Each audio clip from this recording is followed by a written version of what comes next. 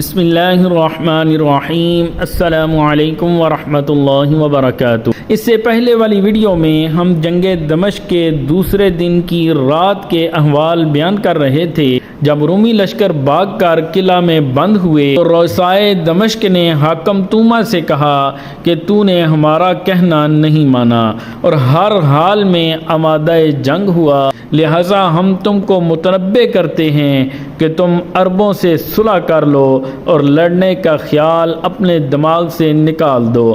اگر تم نے ہماری بات نہیں مانی تو ہم عربوں سے صلح کر لیں گے۔ توما نے کہا کہ مجھے کچھ دنوں کی مہلت دو تاکہ میں ہرقل بادشاہ کو صورتحال سے مطلع کر دوں۔ اگر وہ ہماری کمک کرتا ہے تو ٹھیک ہے، ورنہ ہم صلح کر لیں گے۔ توما نے اول تا آخر تمام احوال لکھ کر صبح ہونے سے پہلے ہرقل بادشاہ کے پاس قاصد کو روانہ کر دیا۔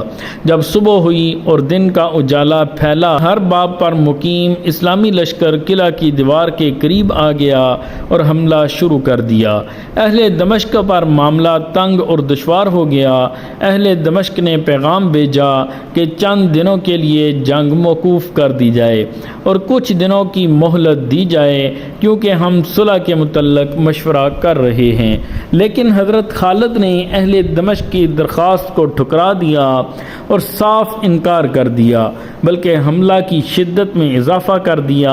اہل دمشق نہایت پریشان اور حیران تھے۔ اہل دمشق سب کے سب جمع ہوئے، لہٰذا کوئی سبیل نکالو اور ہم کو مصیبت سے چھٹکارا دلاؤ۔ اس وقت مجمع میں ایک بوڑھا نصرانی راہب بھی موجود تھا جو اگلی کتابوں کا زبردست عالم تھا۔ اس نے کہا کہ اگر ہرقل بادشاہ اپنا تمام ہتھیار اور لشکر لے کر بھی آئے گا تب بھی مسلمانوں کو دفع نہیں کر سکے گا، کیونکہ میں نے اگلی کتابوں میں پڑھا کہ ان کے سردار حضرت محمد صلی اللہ علیہ وآلہ وسلم خاتم النبیین اور سید المرسلین ہیں۔ ان کا دین سب دینوں پر غالب ہو جائے گا، لہٰذا تم ہیلا جوئی ترک کرو اور اپنے تمام کاموں کو چھوڑ کر عربوں سے صلح کر لو۔ اہل دمشق نے بوڑھے نصرانی راہب کی رائے سے اتفاق کرتے ہوئے لڑائی موقوف کر دی۔ راہب نے کہا کہ باب مشرقی پر ان کے سردار خالد بن ولید ہیں، وہ نوجوان جنگجو اور جوشیلے شخص ہیں، وہ صلح پر جلد آمادہ نہیں ہوں گے۔ لیکن باب جابیہ پر ان کے سردار حضرت عبیدہ بن جراح ہیں، وہ بوڑھے ہیں، صلح پسند اور نرم طبیعت کے شخص ہیں۔ ان کے پاس کسی صورت سے پہنچ جاؤ اور صلح کر کے ان سے امان حاصل کر لو۔ جب رات ہوئی تو ہر دروازے پر مسلمان ہوشیار رہتے ہوئے قلعہ کے آس پاس نگہبانی کر رہے تھے۔ رات کا کچھ حصہ گزرا تھا، ایک رومی نے عربی زبان میں بلند آواز سے پکارا کہ اے گروہ عرب، ہم صلح کے متعلق گفتگو کرنا چاہتے ہیں، کیا ہم کو امان مل سکتی ہے؟ اس وقت حضرت عامر بن طفیل الدوسی اپنے ساتھیوں کے ہمراہ قلعہ کے قریب گشت کر رہے تھے۔ حضرت ابو ہریرہ رضی اللہ تعالی عنہ بھی ان کے ساتھ تھے۔ حضرت ابو ہریرہ فوراً دوڑتے ہوئے حضرت ابو عبیدہ کے پاس گئے اور کہا کہ اے سردار، رومی صلح کی گفتگو کرنے آپ کے پاس آنا چاہتے ہیں۔ حضرت ابو عبیدہ نے فرمایا کہ جاؤ ان سے کہہ دو کہ ہمارے سردار کے پاس آنے اور پھر شہر تک واپس جانے تک تم کو امان ہے۔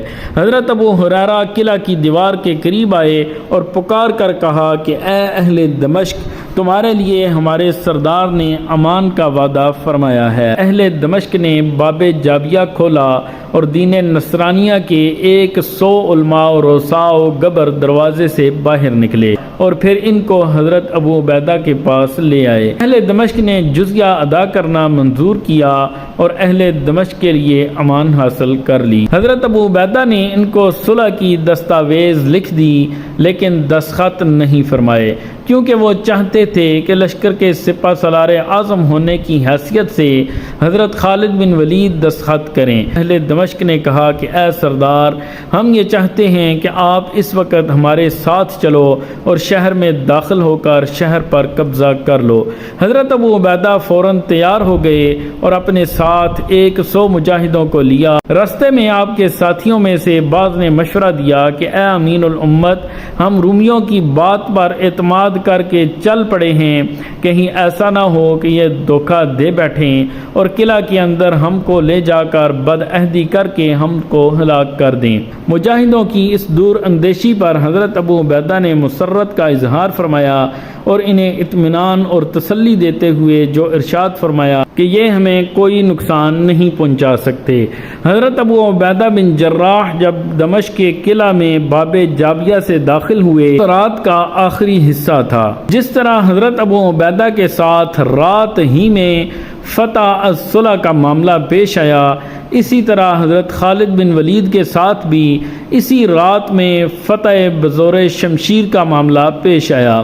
جب رات کا کچھ حصہ گزرا، حضرت خالد بن ولید کے پاس یوشع بن مرکس نام کا ایک رومی آیا، نے نصرانیہ کا عالم تھا، اس نے ملاحم اور کتب سابقہ میں پڑھا تھا کہ حضور اقدس صلی اللہ علیہ وآلہ وسلم کے اصحاب کے ہاتھوں ملک شام فتح ہوگا۔ حضرت خالد بن ولید کے پاس آیا اور کہا کہ اگر مجھ کو اور میرے اہل و عیال کو امان دی جائے تو میں اپنے گھر کے ذریعے تم کو قلعہ شہر میں داخل کر دوں۔ خالد بن ولید نے حضرت کعب بن زمرہ کو سردار مقرر کر کے ان کے ساتھ 100 مجاہدوں کو یوشع بن مرکز کے ہمراہ روانہ کر دیا اور ان کو حکم دیا کہ موقع پا کر قلعہ کے اندر سے باب شرقی کا قفل کھول دینا، لشکر لے کر دروازے کے باہر میں موجود ہوں گا۔ اور ان کے پاس بھی اتنا وقت نہ رہا تھا کہ اس مہم کے متعلق حضرت عبیدہ بن جراح رضی اللہ تعالی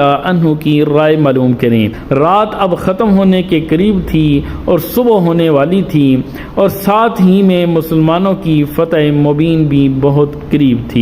اور اس سے آگے کیا صورتحال پیش آئی، یہ ساری تفصیل ہم انشاءاللہ آپ کو نیکسٹ ویڈیو میں بتائیں گے۔ دعاؤں میں ہمیں یاد رکھیے گا۔ اجازت دیجیے، اللہ حافظ۔